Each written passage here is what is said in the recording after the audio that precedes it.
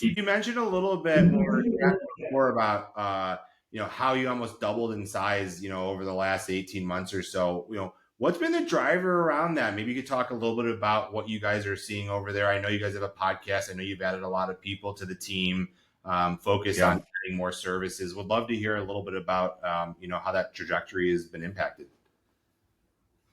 Well, I think anytime you start to grow a group and you go national, right? You get some inherent advantage, and that advantage is people at some point in time seek you out, right? Firms seek you out. Hey, we see we've got this, and in this case, we happen to have a firm. It was really in our backyard seek us out.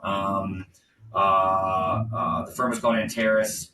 And we had known about Antares. We had come across them actually relatively recently in a deal that we were in a client prospect deal that we were working on, and but we had gained good reputation, within the industry, and so they seeked us out ultimately of, hey, we think, we're looking to make a move, we're looking to do something. It's at my understanding of a significant restaurant practice, and that's the business that we're in.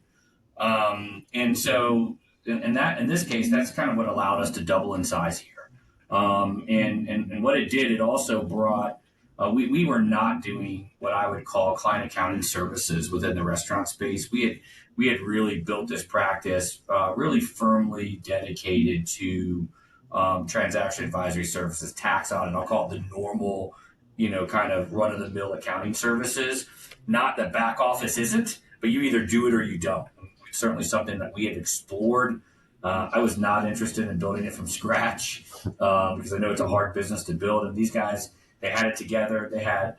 They were focused on a small number of brands, one of which was McDonald's, and so it made a lot of sense, and it allowed us to not only grow significantly, but it also allowed us to enhance what they were doing with Aprio services. So it's really a win-win all the way around.